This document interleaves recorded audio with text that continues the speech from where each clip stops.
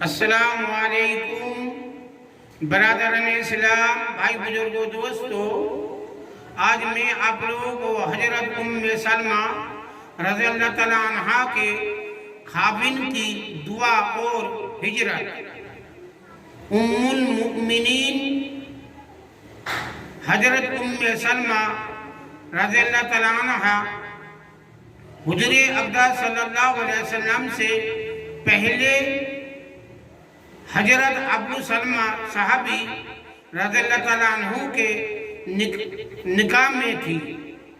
دونوں میں بہت ہی زیادہ محبت اور تعلق تھا، جس کا اندازہ اس قصے سے ہوتا ہے کہ ایک مرتبہ ام سلمہ رضی اللہ تعالیٰ عنہ نے ابو سلمہ رضی اللہ تعالیٰ عنہ سے کہا کہ میں نے یہ سنا ہے کہ اگر مرد اور عورت دونوں جنتی ہو اور اگر عورت دوسرے خاوند سے نکاح کر لے تو اس میں دو حدیثیں وارد ہوئی ہیں۔ ایک حدیث میں آیا ہے کہ وہ دوسروں کو ملے گی، اور دوسری حدیث میں آیا ہے کہ اس کی اختیار دے دیا جائے گا کہ کس خاوند کے پاس رہنا چاہیے، اس کو خاوند اختیار کر لے۔ یہ دوسری حدیث زیادہ مشہور ہے، اور یہ بھی ہو سکتا ہے کہ جن عورتوں کو دونوں خاوند برابر ہو ان کے حق میں پہلی حدیث ہو۔ اس کے بارے میں روایت مختلف ہے کہ ہر شخص کو کتنی بیویاں ملے گی، مرد کے بعد کسی سے نکاح نہ کرے تو وہ عورت جنت میں اسی مرد کو ملے گی۔ اسی طرح اگر مرد دوسری عورت سے نکاح نہ کرے تو وہی عورت اس کو ملے گی۔ اس لیے لاؤ ہم اور تم دونوں عہد کر لے کہ ہم میں سے جو پہلے مر جائے دوسرا نکاح نہ کریں گے۔ ابو سلمہ رضی اللہ تعالیٰ عنہ نے کہا، تم میرا کہنا مان لو گی؟ ام سلمہ نے کہا کہ میں تو اسی واسطے مشورہ کر رہی ہوں کہ تمہارا کہنا مانوں۔ ابو سلمہ رضی اللہ تعالیٰ عنہ نے کہا کہ میرے بعد تم نکاح کر لینا۔ پھر دعا کی کہ یا اللہ میرے بعد ام سلمہ رضی اللہ تعالیٰ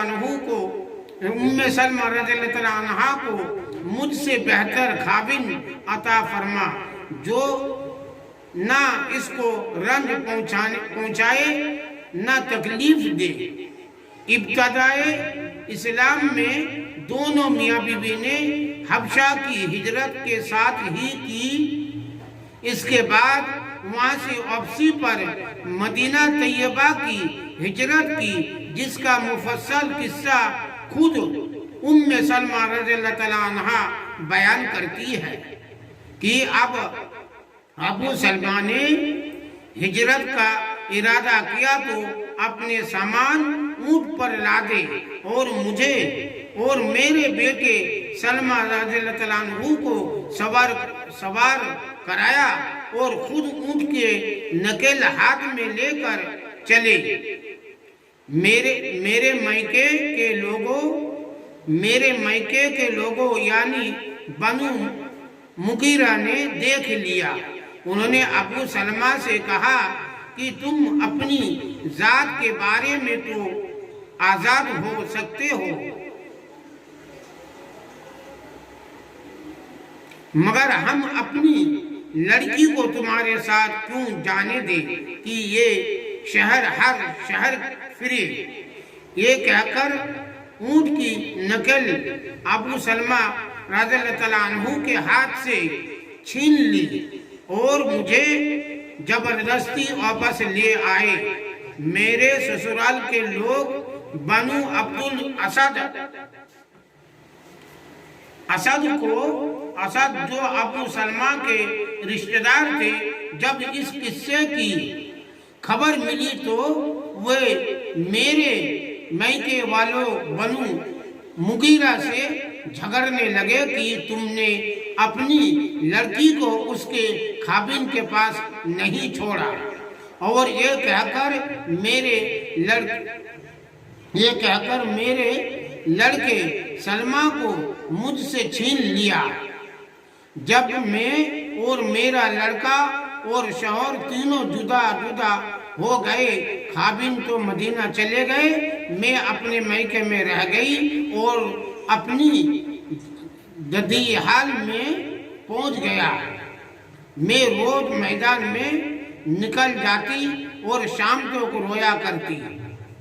اسی طرح پورا 1 سال مجھے روتے گزر گیا، نہ میں خاوند کے پاس جا سکی، نہ بچہ مل سکا۔ ایک دن میرے ایک چچا جاد بھائی نے میرے حال پر ترس کھا کر اپنے لوگوں سے کہا کہ تمہیں اس مسکین پر ترس نہیں آتا کہ اس کو بچہ اور خاوند سے جدا کر رکھا ہے، اس کو کیوں نہیں چھوڑ دیتی؟ غرض میرے چچا جاد بھائی نے کہہ سن کر اس بات پر ان سب کو راضی کر لیا۔ انہوں نے مجھے اجازت دے دی کہ تو اپنے خاوند کے پاس جانا چاہتی ہے تو چلی جا۔ یہ دیکھ کر بنو عبد الاسد نے بھی لڑکا دے دیا۔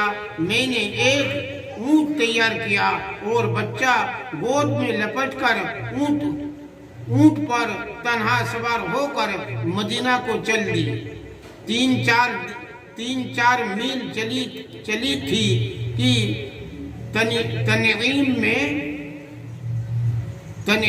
میں عثمان بن طلحہ مجھے ملے۔ مجھ سے پوچھا اکیلی کہاں جا رہی ہو؟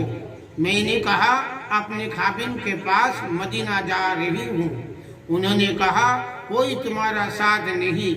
میں نے کہا اللہ کی ذات کے سوا کوئی نہیں ہے۔ انہوں نے میرے اونٹ کی نقل پکڑی اور آگے آگے چل دیا۔ خدا پاک کی قسم مجھے عثمان سے زیادہ شریف آدمی کوئی نہیں ملا۔ جب اترنے کا وقت ہوتا وہ میرے اونٹ کو بٹھا کر خود علیحدہ درخت کی آڑ میں ہو جاتے تھے۔ جاتے میں اتر جاتی اور جب سوار ہونے کا وقت ہوتا اونٹ کو سامان وغیرہ لاد کر میرے قریب بٹھا دیتی۔ میں اس پر سوار ہو جاتی اور وہ اس کی نقل پکڑ کر آگے آگے چلنے لگتی۔ اسی طرح ہم مدینہ منورہ پہنچے۔ جب قباء میں پہنچے تو انہوں نے کہا کہ تمہارا خاوند یہی ہے۔ اس وقت تک ابو سلمہ رضی اللہ تعالیٰ عنہ قباء ہی میں مقیم تھے۔ ابو سلمہ رضی اللہ تعالیٰ عنہ قباء ہی میں مقیم تھے۔ عثمان مجھے وہاں پہنچا کر خود مکہ مکرمہ واپس ہو گئے۔ پھر کہا کہ خدا کی قسم عثمان بن طلحہ سے زیادہ کریم اور شریف آدمی میں نے نہیں دیکھا، اور سال میں جتنی مشقت اور تکلیف میں نے برداشت کی شاید ہی کسی نے کی ہو۔ اللہ پاک پر بھروسہ کی بات تھی کہ تنہا ہجرت کے ارادہ سے چل دی۔ اللہ جل شانہ نے اپنے فضل سے ان کو مدد کا سامان مہیا کر دیا۔ جو اللہ پر بھروسہ کر لیتا ہے اللہ جل شانہ اس کی مدد فرماتا ہے۔ بندوں کے دل اسی کے قبضے میں ہے۔ ہجرت کا سفر اگر مرحمت نہ ہو تو تنہا بھی جائز ہے، بشرطے کہ ہجرت فرض ہو۔ اس لیے ان کے تنہا سفر پر شرعی اشکال پریشانی دقت نہیں۔